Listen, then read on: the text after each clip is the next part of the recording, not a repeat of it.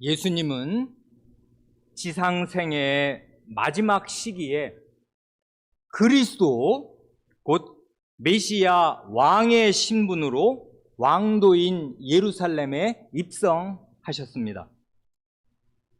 그러나 그 왕은 그때 정치 권력이나 무력으로 그 백성을 지배하신 것이 아니었습니다.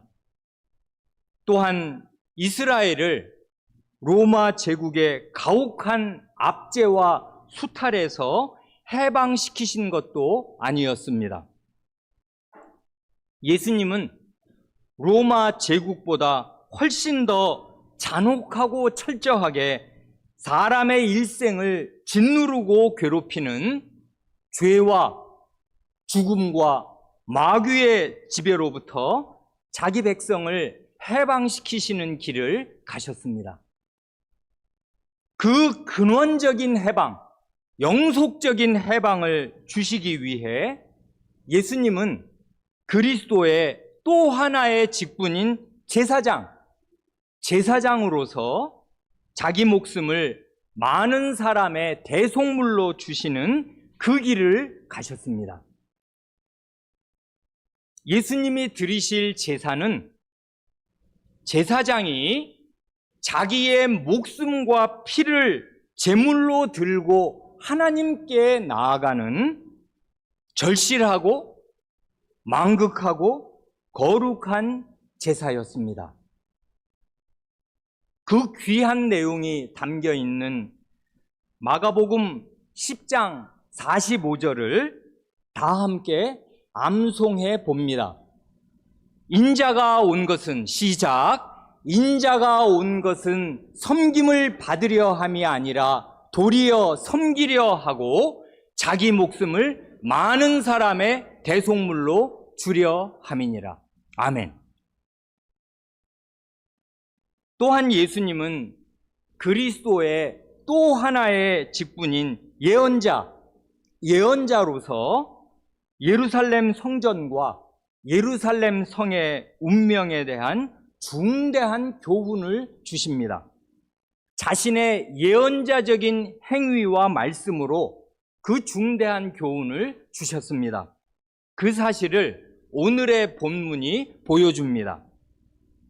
일단 여기까지만 보면 예수님의 한 몸에 그리스도의 삼중직, 왕, 제사장, 예언자의 직분이 하나로 융합되어 나타납니다. 곧 예수님은 왕의 신분으로 예루살렘 성에 입성하셨는데 그 왕의 길은 결국 자신의 몸을 제물로 드리는 제사장의 길이었습니다. 동시에 예루살렘 성에 들어가시는 길에서와 성전 안에서 예언자로서 엄숙하고 중대한 교훈을 하셨습니다. 그 교훈을 함께 살펴봅니다. 예수님이 예루살렘에 입성하신 첫날에 성 안에서 하신 가장 중요한 일은 예루살렘 성전을 자세히 살펴보신 것입니다. 그러시고는 조용히 성에서 나와서 제자들과 함께 베다니에서 쉬셨습니다. 오늘 본문으로 읽은 12절 이하는 그 이튿날에 된 일입니다. 12절부터 보면 이렇습니다. 이튿날 그들이 베다니에서 나왔을 때 예수께서 시장하신지라 멀리서 잎사귀 있는 한 무화과나무를 보시고 혹 그 나무에 무엇이 있을까 하여 가셨더니 가서 보신즉 잎사귀 외에 아무것도 없더라. 이는 무화과의 때가 아님이라.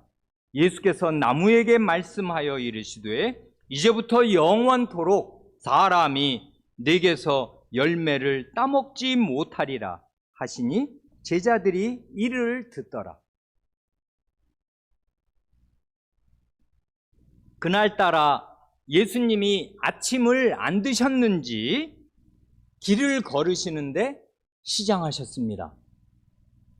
그래, 저 멀리 무화과 나무가 서 있는 것을 보시고는 가까이 가셔서 그 나무의 열매로 허기를 채우고자 하셨습니다. 그러나 아무 열매도 없었습니다.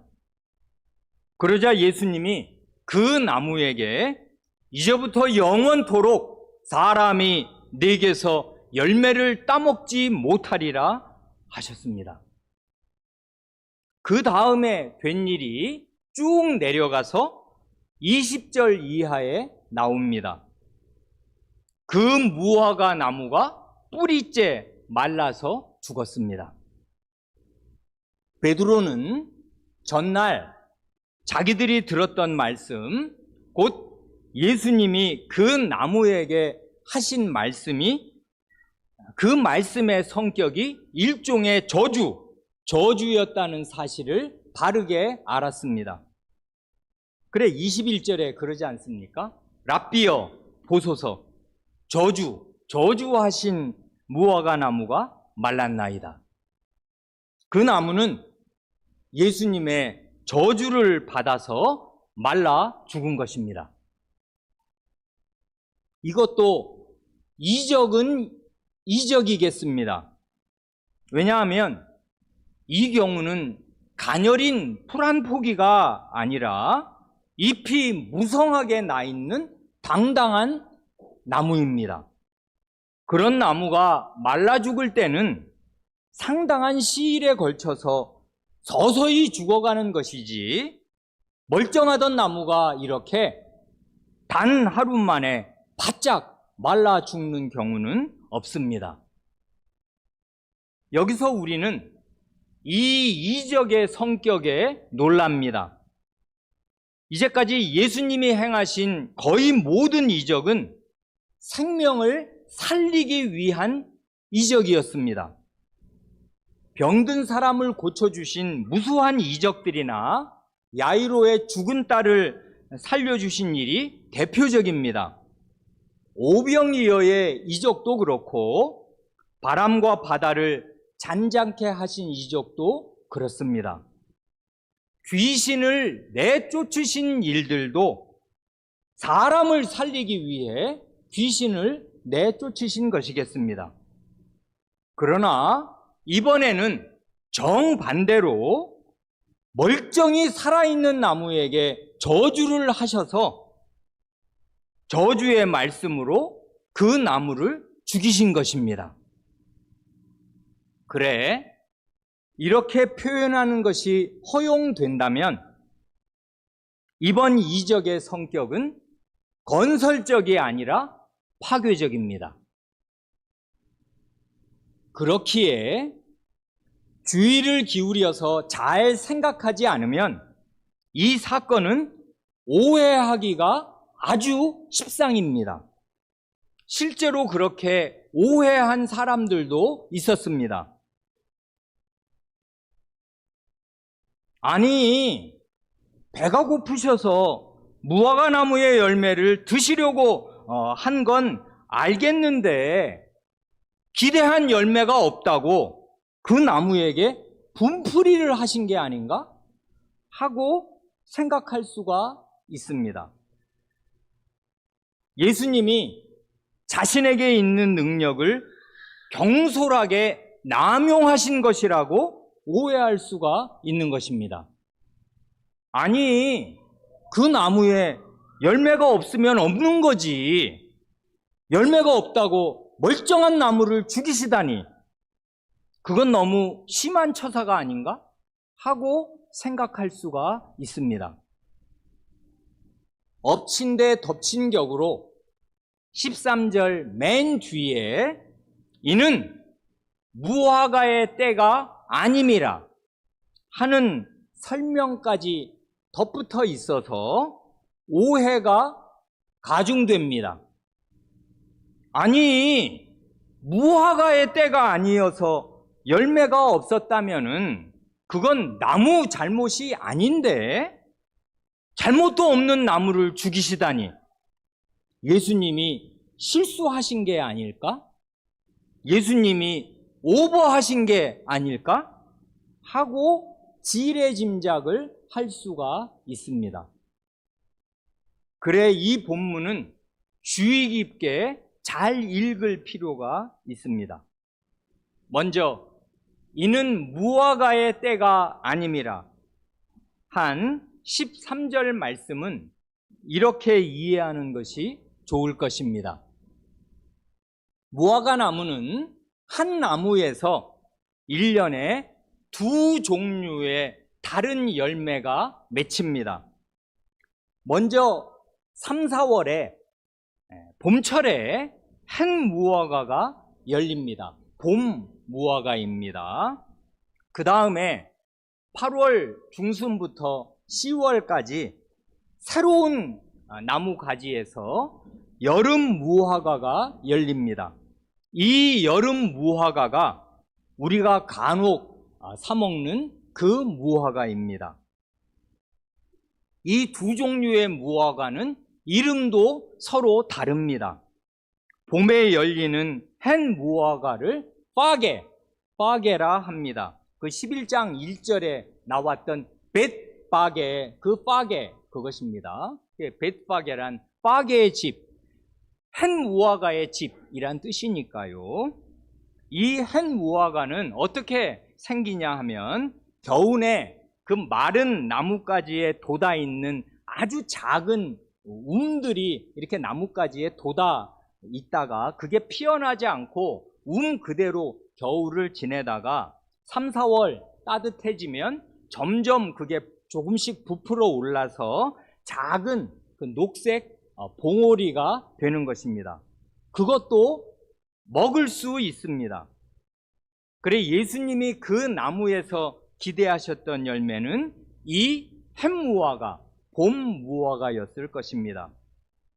그래 13절에서 이는 무화과의 때가 아니라는 말은 아직 본격적인 여름 무화과를 거둘 때는 아니다 하는 말로 이해됩니다. 훨씬 더 중요한 것은 이것입니다. 예수님이 다름 아닌 예루살렘 성으로 들어가시는 길에 무화과 나무를 저주하신 것은 사적인 분풀이가 전혀 아니고 예언자로서 행하신 공적인 사역이라는 사실입니다.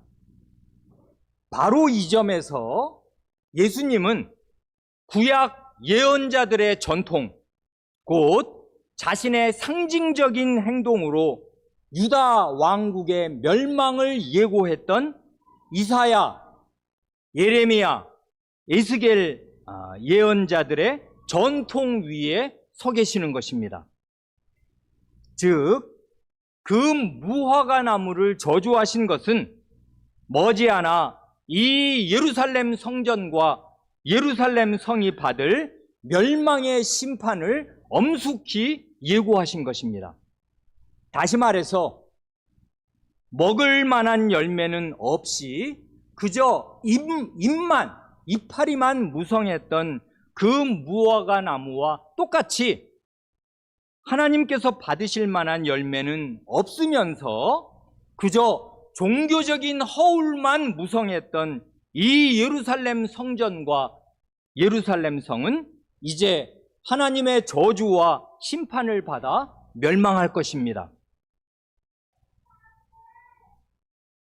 사실 무화과 나무는 성경에 이름이 기록된 첫 나무입니다.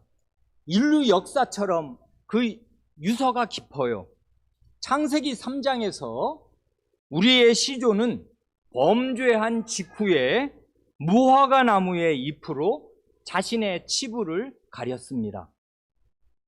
이 무화과 나무는 구약시대부터 온 이스라엘을 대표하는 상징으로 종종 쓰였습니다. 두 가지 예만 들겠습니다. 먼저 북이스라엘이 멸망으로 치닫던 때에 하나님은 호세아 예언자를 통해서 이렇게 말씀하셨습니다. 호세아 9장 10절을 보면 하나님이 이렇게 말씀하십니다. 옛적에 내가 이스라엘을 만나기를 광야에서 포도를 만남같이 하였으며 너희 조상들을 보기를 무화과 나무에서 처음 맺힌 첫 열매를 봄같이 하였거늘.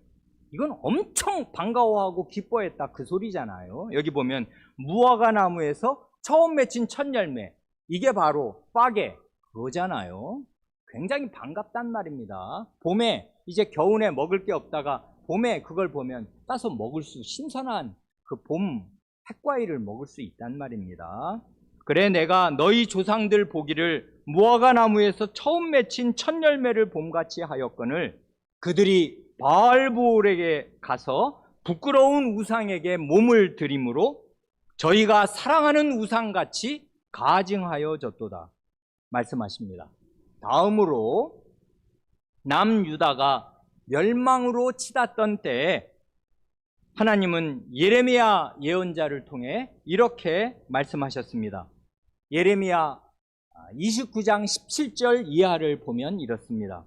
만군의 여호와께서 이와 같이 말씀하시되 보라, 내가 칼과 기근과 전염병을 그들에게 보내어 그들에게 상하여 먹을 수 없는 몹쓸 무화과 같게 하겠고 내가 칼과 기근과 전염병으로 그들을 뒤따르게 하며 그들을 세계의 여러 나라 가운데에 흩어 학대를 당하게 할 것이며 내가 그들을 쫓아낸 나라들 가운데서 저주와 경악과 조소와 수모의 대상이 되게 하리라.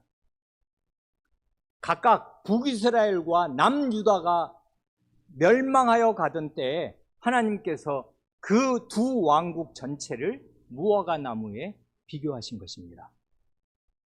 이 예레미야서에 계시된 하나님은 이게 예레미야서에 나타난 하나님으로 아주 중요한 사실인데 여러 번 반복됩니다. 그 예레미야서에서 계시된 하나님은 심으시는 분일 뿐 아니라 뽑으시는 분이요 세우시는 분일 뿐 아니라 헐어버리시는 분이기도 합니다. 여호와께서 이와 같이 말씀하시기를 보라, 나는 내가 세운 것을 헐기도 하며 내가 심은 것을 뽑기도 하나니 온 땅에 그리하겠거늘 하신 예레미야 45장 4절 말씀과 같습니다.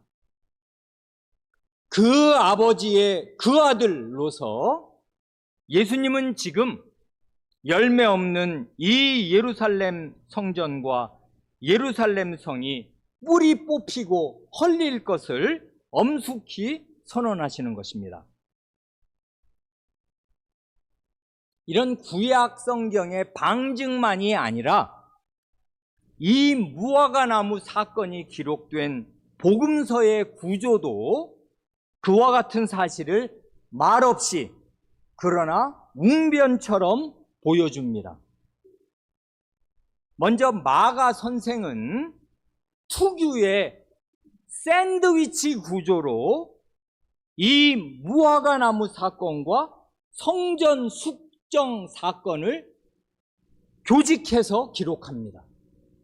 곧 먼저 12, 13, 14절에서 무화과 나무를 저주하시고 이건 샌드위치의 윗방에 해당하는 거지요.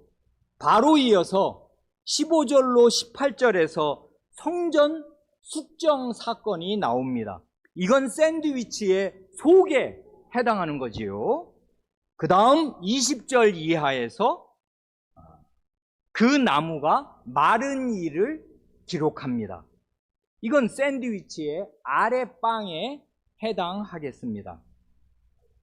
우리는 이미 마가복음 3장, 5장, 6장에서 이 마가 선생 특유의 샌드위치식 기록을 맛본 일이 있습니다. 이런 샌드위치 구조의 의도는 명백한 것입니다. 두 사건, 곧 이 무화과 나무의 운명과 예루살렘 성전의 운명을 비교해 보도록 하는 것입니다. 그래, 무화과 나무에 대한 저주가 이례적으로 파괴적이었듯이 예루살렘 성전을 숙정하신 예수님의 행위도 이례적으로 폭력적이었습니다. 아주 이례적인 이 두 사역은 똑같이 예루살렘 성전의 최종적인 그 비극적인 운명을 미리 보여주는 것입니다. 마태복음의 병행구와 비교하여 보면 이러한 마가복음의 특징이 더 분명히 인식됩니다. 이 두 사건에 대한 마가복음의 기록 방식이 샌드위치식이라면은 마태복음은 밥 따로 국 따로의 따로 국밥식입니다. 마태복음 21장을 보면 마태 사도는 성전 숙정 사건을 다 기록하고 난 다음에 그 뒤에 따로 이 무화과나무 사건을 기록합니다. 근데 마가 선생은 그렇게 기록하지 않아요. 두 사건을 샌드위치로 기록해서 함께 씹어 먹으면서 버무려 두 사건을 함께 생각하도록 만들어 놓았단 말입니다. 다음으로 누가복음과 비교해 보면 이 마가복음의 숨은 강조점이 선명하게 드러나면서 우리의 마음이 정말 숙연해집니다. 누가복음 19장을 보면 무화과 나무를 저주하신 이야기가 아예 없는 대신에 그 이야기가 들어갈 바로 그 자리에, 즉 성전을 숙정하신 기록 직전에 예수님이 예루살렘 성으로 들어가시면서, 그러니까 입성하실 때 말이에요, 예루살렘 성을 보시며 우시는 이야기가 기록되어 있습니다. 누가복음 19장 41절 이하를 보면 이렇습니다. 가까이 오사 성을 보시고 우시며 이르시되 너도 오늘 평화에 관한 일을 알았더라면 좋을 뻔하였거니와 지금 내 눈에 숨겨졌도다. 날이 이를지라 내 원수들이 토둔 흙 언덕을 쌓고 너를 둘러 사면으로 가두고 또 너와 및 그 가운데 있는 네 자식들을 땅에 메어치며 돌 하나도 돌 위에 남기지 아니하리니, 이건 철저한 파괴를 말씀하시는 것이고, 이는 내가 보살핌 받는 날을 알지 못함을 인함이니라 하십니다. 중요한 점은 이것입니다. 나무가 되었든 성전이 되었든 교회가 되었든 성이 되었든 하나님께서 베풀어 주신 은혜에 합당한 열매를 꼭 맺어야지, 합당한 열매가 없으면 하나님의 저주와 심판과 멸망을 피할 수 없는 것입니다.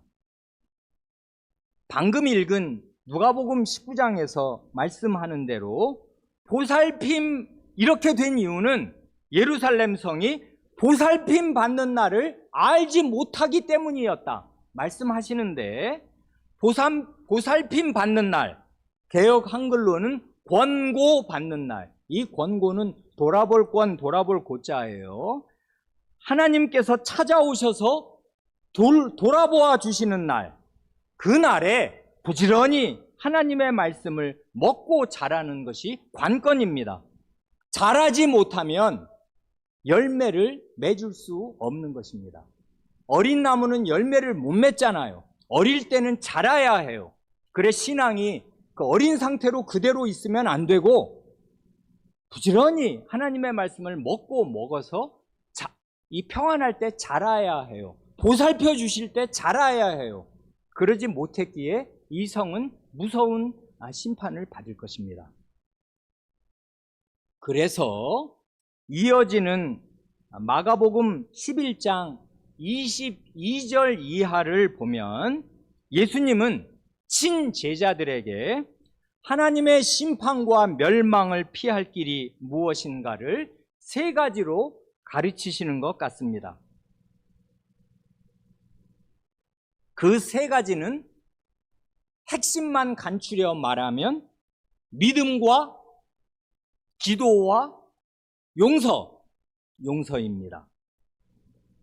이 세 가지는 서로 밀접하게 연결되어 있습니다. 하나가 없으면 다른 둘도 무너집니다. 첫째로 믿음이 없으면 믿음이 없기에 참되게 기도하지 않습니다. 기도하지 않기에 다른 사람을 참되게 용서하지도 못합니다. 둘째로 기도하지 않는 사람은 하나님을 참되게 믿는 사람이 아닙니다. 참된 믿음이 없기에 다른 사람을 참되게 용서하지 못합니다. 셋째로 다른 사람을 용서하지 못하는 사람은 참되게 기도할 수 없는 사람입니다. 그 사람은 주일마다 주님께서 가르치시는 기도를 그저 차례 드리듯이 외워도 그건 그의 참된 기도가 될 수 없습니다. 용서하지 못하는 사람은 참된 기도를 드릴 수 없어요. 기도하지 않기에 그는 참되게 하나님을 믿는 사람이 아닙니다. 이 세 가지, 믿음, 기도, 용서가 없는 것이 실제로 예루살렘 성전과 예루살렘 성이 무너지고 멸망당한 주요 원인입니다. 그들은 명색이 하나님의 백성이고 제사장이고 성경 교사이면서도 하나님과 예수 그리스도를 참되게 믿지 않았습니다. 하나님보다 돈을 더 의지했습니다. 살아계신 하나님보다 사람들의 세력을 더 크게 여겼습니다. 대제사장들과 서기관들이 똑같지 않습니까? 예수님을 죽이고 싶었는데 함부로 손을 댈 수가 없었어요. 왜냐하면 자기보다 훨씬 더 떨어지는 것 같은 유대 민중은 예수님을 예언자로 여겨서 이게 은근하게 지지하고 그를 성원하는 게 눈에 보이니까 사람들을 두려워해서 예수님에게 손을 대지 못하고 사람들이 없을 때 몰래 아무도 없을 때 떨어져 있을 때 그를 체포하려고 했단 말입니다. 언제든지 이 사람들은 눈에 보이는 세력, 돈, 그거야 제일 확실한 거니까 돈이 중요했고 사람의 세력이 중요하였습니다. 우상 숭배자였습니다. 마음에 하나님을 안 보이는 하나님을 보이는 분처럼 마음에 딱 큰 자리에 모셔둘 수가 없었어요. 믿음이 없기에 성전은 멸망한 것이고 예루살렘 성은 무너진 것입니다. 또한 그들은 참되게 기도할 줄 몰랐기에 기도하는 집인 성전을 돈벌이의 수단, 시장터로 전락시켰습니다. 또한 그들은 믿음의 기도를 드릴 수 없었기에 서로를 용서하는 거룩한 사랑의 사회를 이룩할 수가 없었습니다. 세리와 창녀들을 인간 이하의 말종으로 치부하고 아예 자기 백성 테두리에서 성전 예배에서 배제시켰습니다. 그래, 성전 예배뿐 아니라 회당에 세리와 창기는 올 수가 없었어요. 그 사람들은 하나님께 가까이 올 수 있는 길이 다 차단되었습니다. 이렇게 벽을 두르고 자기들을 굉장히 높이 여기면서 용서할 수 없는 사람들로 살았습니다. 믿음의 기도와 용서가 없는 사회는 그곳이 가정이든 교회든 일반 사회든 간에 하나님의 나라가 아니라 세상 나라입니다. 세상 나라는 결국 하나님의 저주 가운데 다 멸망할 것입니다. 이 중요한 세 가지를 간단히 살펴보고 말씀을 마칩니다. 그래, 이 무화과 나무에 관한 본문은 생각하고 또 생각하여야 마땅해요. 왜냐하면 무화과 나무를 저주하신 일이 무슨 뜻인가를 설명하는 구절인데 이걸 처음에 읽으면 이게 대답이 되나? 전혀 대답이 된다고 생각할 수가 없어서 동문서답 같고 뚱딴지 같은 말씀 같단 말입니다. 무화과나무에서 열매를 구하지 못하셨다고 나무를 저주해서 뿌리째 말라 죽게 하신 건 알겠는데 놀라운 일이죠. 그래서 베드로가 아니 저주하신 나무가 뿌리째 말랐네요 하고 말씀하시니까 그러면은 내가 이렇게 해서 이 나무를 마르게 한 거라 뭐 이렇게 말씀을 하셔야 우리의 이해에 딱 맞는 대답이 될 텐데 대뜸 하나님을 믿으라 하시면서 기도에 대해서 말씀하시고 용서에 대해서 말씀하시니 아니 그게 무화과나무 말라 죽은 거랑 뭔 상관이냔 말입니다. 그러니까 처음에 읽으면 이게 뭔 말인지 알 수가 없어요. 그러니까 하나님 말씀은 읽고 생각하고 읽고 생각하고 읽고 생각해야 마땅해요. 마음에 별이 아침에 여명이 서서히 밝아오다가 이제 그 5시, 6시, 7시가 되면은 온 천지가 환해지는 것처럼 처음에는 어두컴컴하고 이렇게 저기 희미한 불빛이 올라오다가 나중에는 전체가 온 천지가 환해지듯이 마음이 환해지도록 하나님 말씀 붙들고 묵상해야 마땅해요. 하나님 말씀 결코 쉬운 거 아니란 말입니다. 그런데 잘 생각하면 이미 주요한 말씀을 드렸습니다마는 이 무화과나무 베드로의 그 말을 듣고 나서 예수님이 하신 말씀이 무화과나무를 상징적으로 저주하셔서 예루살렘 성전과 예루살렘 성이 망한 궁극적인 이유란 말입니다. 그러니까 예수님은 거두절미하시고 정답을 딱 제자들에게 말씀하신 것입니다. 첫째는 믿음입니다. 먼저 22절을 보면 예수께서 그들에게, 이건 제자들인데 친제자들에게 이 중대한 교훈을 가르치셨어요. 그들에게 대답하여 이르시되 하나님을 믿으라, 하나님을 믿으라 하십니다.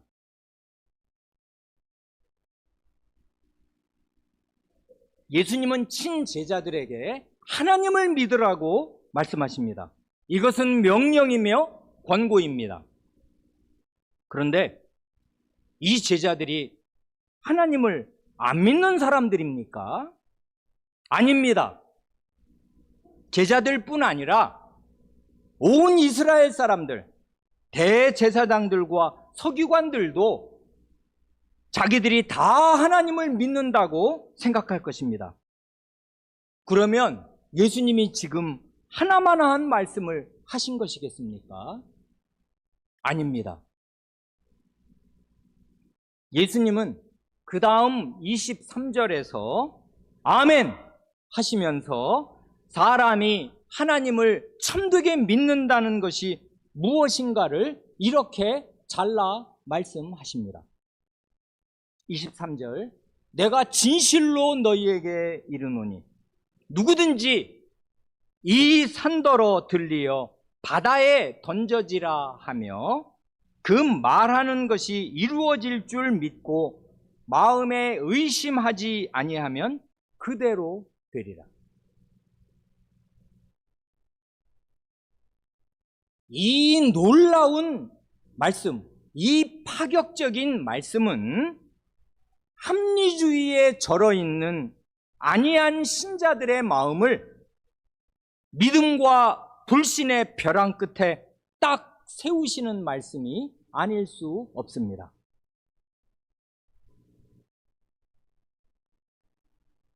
하나님을 참되게 믿는다는 것은 마치 산이 번쩍 들려서 저 바다에 던져지는 것처럼 완전히 불가능한 일이 가능하게 될 것을 믿는 것입니다.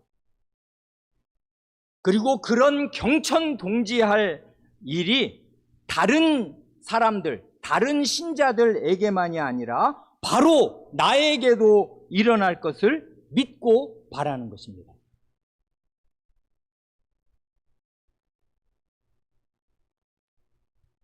그래, 성경에 일어난 여러 깜짝 놀랄 이적들을 재미삼아 읽으면 그게 다 남 얘기고 옛날 얘기라 그게 그냥 그러려니 하고 나는 그 말씀을 믿는다 생각하지만 그게 당신에게 일어나겠는가 하고 이렇게 딱 눈을 보고 예수님이 물으시면 다 뒤로 물러간단 말입니다.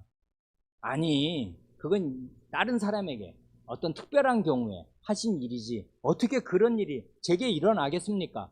하고서 다 있던 줄로 착각했던 믿음이 사실은 겨자씨 하나만도 안 남아나고 다 없다는 거. 그건 다 머리로 그냥 생각했던 가냘픈 관념이었다는 거. 뜬구름 같은 것이었다는 거. 그런 게 확 드러난단 말입니다. 그러니까 예수님은 굉장히 파격적인 말씀으로 우리를 벼랑 끝에 세우시는 것입니다. 너는 믿음이 있는가? 믿음이 있으면 어떻게 되는 것인가? 하는 걸 말씀하신단 말입니다.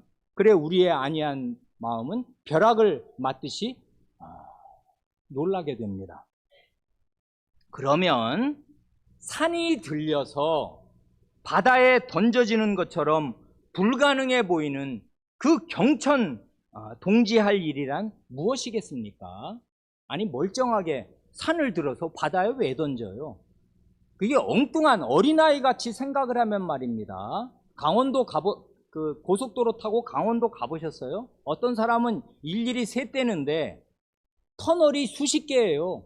터널 지나고 나면 바로 이어서 터널이 또 나오기도 하고 터널이 엄청 길기도 하고 정말 수십 개지 않습니까? 강원도 새로 난 도로 달리면 말입니다. 그러면 이 말씀을 그냥 문자적으로 적용하면 공사할 필요 뭐 있어요? 산이 들려서 바다에 던져지라 하면은 비행장 만들기도 좋고 땅도 넓어지고 산 번쩍번쩍 들어다가 그 바다에 던지면은 뭐 도로 쭉쭉 나고 그럼 뭐 터널 공사할 필요 하나도 없겠네.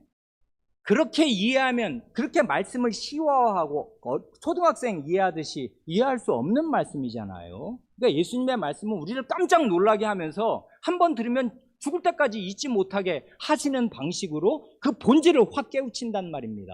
부자가 하나님 나라에 들어가는 것이 낙타가 약대가 바늘귀로 들어가는 것보다 쉬우리라. 이런 말씀을 하시면 부자는 하나님 나라에 절대로 못 들어가는구나 하면서 마음이 그러면 부자는 못 들어가면 가난뱅이는 나는 들어가나? 나도 똑같아요. 부자의 마음과 돈 없으면 못 산다. 돈 의지하고 살거든요. 그럼 난 하나님 나라에 못 들어가겠네 하고서 간이 콩알만해진단 말입니다. 그래서 사람의 믿음 없는 사람들을 하나님의 말씀 앞에 딱 세우시는 그런 말씀의 능력을 발휘하신단 말입니다.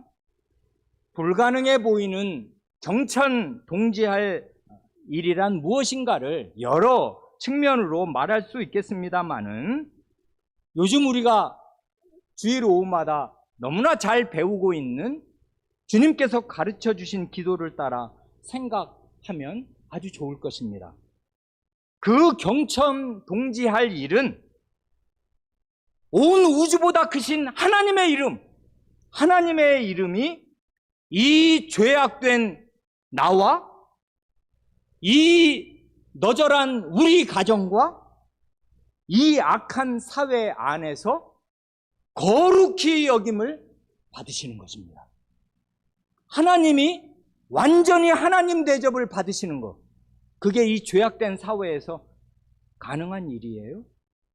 그게 산이 번쩍 들려서 바다에 빠지는 것보다 쉬운 일이에요?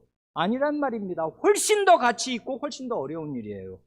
하나님의 나라, 곧 하나님의 왕적인 힘 있는 통치가 나와 우리 가정과 이 악한 땅에 임하는 그것이겠습니다.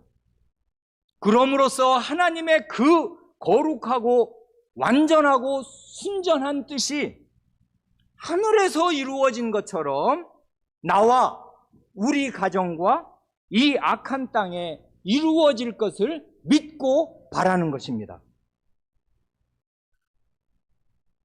우리가 매주일 주님께서 가르치신 기도를 한 목소리로 하나님께 드리는데 이런 믿음이 없다면은 그게 어떻게 하나님을 믿는 것이겠습니까? 그래, 이런 믿음, 불가능한 것이 가능하게 될 것을 바라는 믿음. 이건 하나님이 그렇게 되리라 말씀하셨어요. 이건 그냥 자기 신념의 위력을 말하는 것이 아니란 말입니다. 그래, 많은 사람이 교회 처음 나오는 사람은 이 말씀을 듣고 엄청 기뻐해요. 이렇게 엄청난 일도 내가 그대로 이루어지리라고 믿으면 그렇게 이루어지리라 말하면 그대로 된다 이 말이지. 이거 신자가 된다는 거, 기독교인 된다는 거 끝내주는 거네. 근데 해보세요. 안 돼요. 안 된다고. 그러니까 나중에는 이 말씀을 읽으면 그냥 건너뜁니다. 어차피 안 되는 거니까. 이런 일은 안 일어나는 거니까. 하고 건너뛴단 말입니다. 이건 자기 소원, 자기의 뭐 아파트 당첨되게 해주세요. 취직 잘 되게 해주세요. 어느 대학에 붙게 해주세요. 이런 자기의 때 묻은 욕심을 이루어주는 그런 소원을 말하면 이루어진다. 이런 신념의 능력을 말하는 게 전혀 아니란 말입니다. 하나님의 말씀이 아무리 불가능해 보이는 상황에서도 이루어진다. 그걸 믿어야 믿음이다. 그러는 말씀이잖아요. 하나님께서 물이 바다를 덮음 같이 나의 영광을 아는 것이 온 세상에 가득하리라 말씀하셨습니다.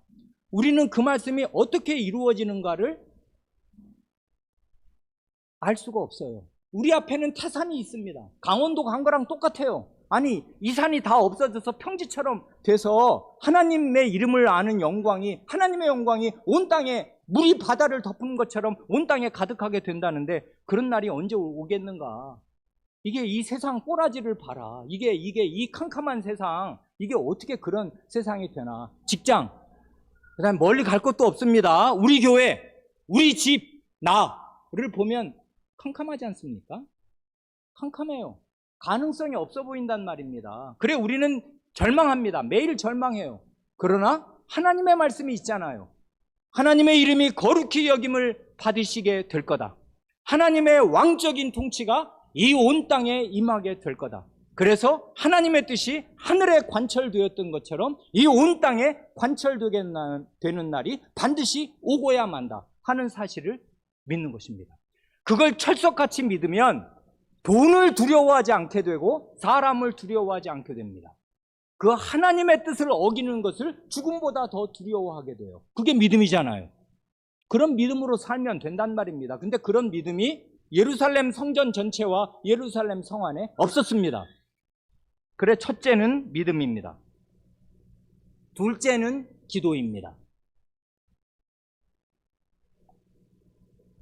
이런 불가능한 경천동지할 일이 반드시 일어나야만 내가 구원을 받고 우리가 구원을 받으며 하나님의 나라가 이 땅 위에 이루어지겠는데, 이런 일이란 도무지 사람의 힘으로 이룰 길이 없기에 신자는 늘 하나님께 기도하는 것이고 그 외에 다른 길이 없는 것입니다. 그래 주님께서 가르치신 기도의 첫 세 간구가 그걸 아주 정확히 보여주지 않습니까? 하나님의 이름이 거룩히 여김을 받으시기를 바라는 게 하나님의 자식들의 정당한 소원인데 우리 아버지가 높게 되기를 바랍니다. 그게 아들, 딸들의 소원이지만 우리는 그렇게 할 수가 없어요. 그래서 그게 다 수동태로 되어 있어요. 하나님의 이름이 거룩히 여김을 받게 하시옵소서. 누가요? 하나님이. 그래 이건 우리의 기도란 말입니다. 우리가 뭘 어떻게 하는 게 아니고 우리는 할 수가 없잖아요. 안 된다고. 하나님의 이름이 어떻게 내 안에서 거룩히 여김을 받으시게 되냔 말입니다. 우리의 능력으로 하면 뭐 잘하는 것 같은데 그게 우리가 원래 이르러야 할 그 목표치에 비해 보면 우리가 1000m 이르러야 한다면 우리는 겨우 1cm 한 거예요. 그러니 아득하단 말입니다. 그래 기도하는 것이에요. 하나님께서 하나님 자신의 완전한 능력과 지혜로 이 일을 이루어 주셔야만 하겠습니다. 근데 그게 저의 소원입니다 하고 진실하게 소원을 말씀드리고 자기의 간구를 드리는 거지 않습니까? 그러면 불가능이 이루어진단 말입니다. 왜요? 하나님이 하나님 말씀에서 그렇게 하시겠다고 하셨고 그 말씀으로 내 마음에 거룩한 소원을 불러일으키셨어요. 그래서 기도한단 말입니다. 그래 24절에 이렇게 말씀하시지 않습니까? 그러므로 내가 너희에게 말하노니 무엇이든지 기도하고 구하는 것은 받은 줄로 믿으라. 그리하면 너희에게 그대로 되리라 하십니다. 이걸 많은 사람들이 오해해서 기도하고 구하는 것은 받은 줄로 믿으라. 아 하나님 아파트 이거 꼭 당첨되게 해주세요. 기도했습니다. 구합니다. 믿습니다. 아멘. 기도했으니까 받은 줄로 믿으면 당첨됩니까? 다 떨어져요. 그런 기도를 말하는 게 아니란 말입니다. 기도는 예수님의 이름으로 드리는 거잖아요. 예수님의 이름으로 드린다는 거는 예수님 자신이 기도하는 것과 똑같은 것이고 예수님의 이름 갖다 쓰는 것인데 예수님도 이것을 원합니다. 제 소원이 예수님의 소원과 같습니다. 하나님 들어주세요 하는 게 기도인데 예수님이 우리 아파트 당첨되게 해달라고 기도하시냐는 말입니다. 아니에요.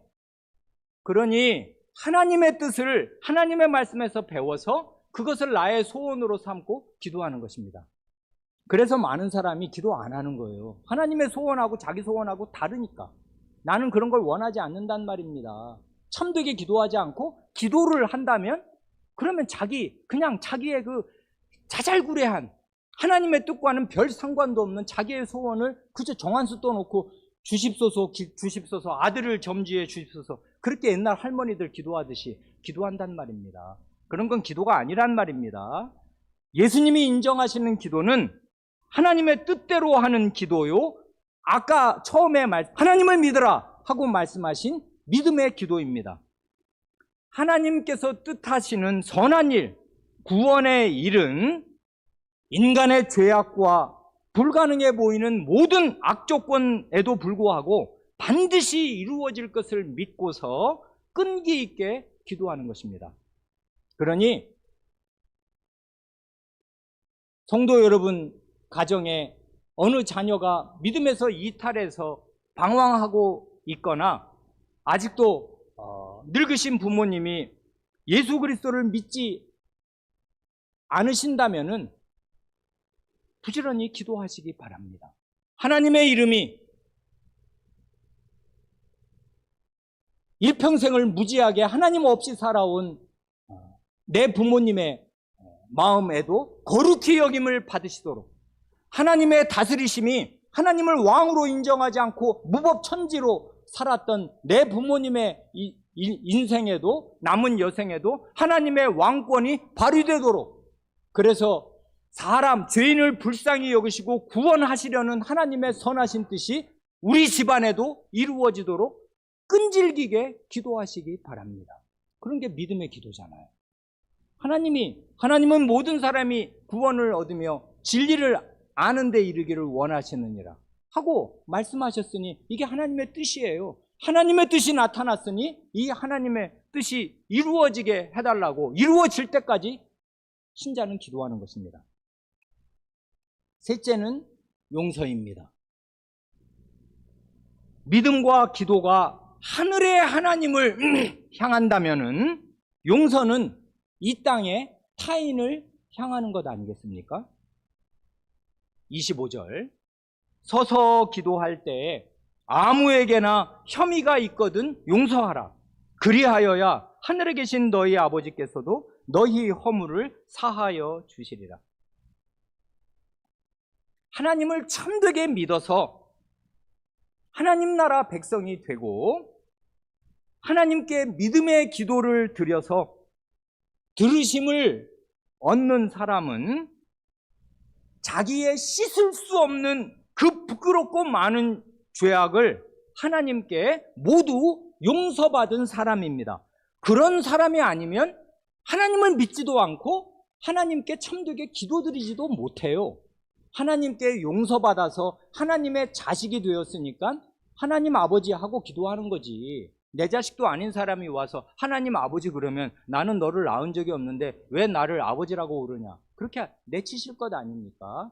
예수님 안에 있는 사람, 예수님의 이름을 믿는 사람이 아니면 하나님께서 받으시는 기도를 드릴 수 없어요. 그러니 기도한다면 그는 이미 예수님 안에 있는 사람이고 예수님의 이름으로 모든 죄를 용서받은 사람이에요.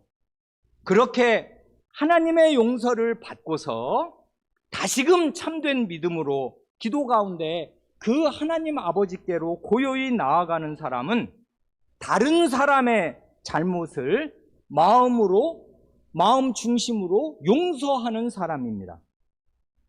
그게 안 되는 사람, 다른 사람이 내게 상처를 주고 다른 사람이 나를 모욕하고 다른 사람이 나에게 손해를 끼친 일을 죽어도 용서할 수 없는 사람은 그게 용서가 될 때까지 끈질기게 기도해야 마땅합니다. 왜냐하면 다른 사람의 잘못을 끝까지 용서하지 않으면 하나님께서도 나의 잘못을 용서하지 않으실 것이라 말씀하셨기 때문입니다. 그것이 바로 맨 마지막 26절의 가로 안에 없음에 해당하는 내용입니다. 이 26절은 없는 게 맞습니다.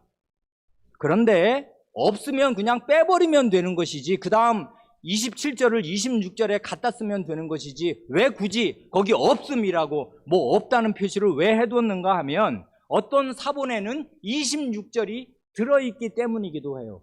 그런데 이건 원래는 필요 없어서 사족과 같은 것이어서 없는 게 더 맞겠는데 어떤 사본에 들어있는 그 26절 말씀의 내용은 뭐냐 하면 마태복음 6장 15절과 똑같은 말씀이에요. 그러니까 여기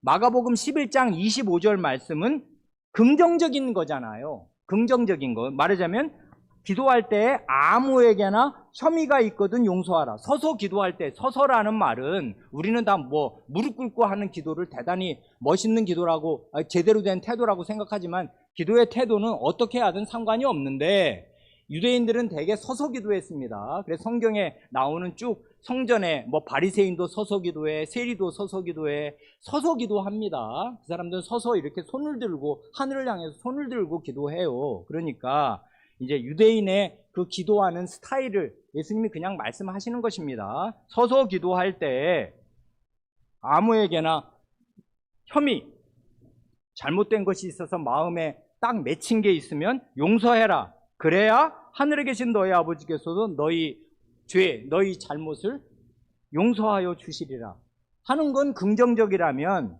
여기 26절에 다른 사본에 들어있는 그 부정적인 똑같은 말을 한 번 더 반복하신 것인데 부정적인 건 이거지 않습니까? 마태복음 6장 15절 너희가 사람의 잘못을 용서하지 아니하면 너희 아버지께서도 너희 잘못을 용서하지 아니하시리라. 이건 앞에서 한 말을 부정적인 방식으로 재확인한 것일 뿐입니다. 그러니까 이런 말은 없어도 앞의 말로 충분한 것이에요.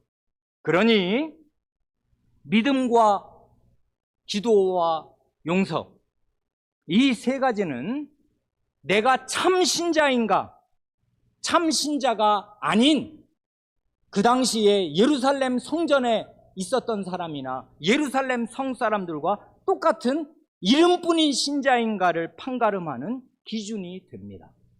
그래, 이건 영속적인 기준이에요. 우리는 늘 이런 말씀 앞에 우리 자신을 비추어 봅니다. 거울아, 거울아, 내가 참 신자 맞니? 너는 하나님을 믿는가? 너는 참되게 기도하는가? 너는 다른 사람을 마음으로 늘 용서하는가? 이것이 예루살렘 멸망의, 예루살렘 성과 성전의 멸망의 기준이고 하나님께서 참신자와 참신자 아닌 사람을 가르시는 영속적인 기준입니다. 기도하시겠습니다.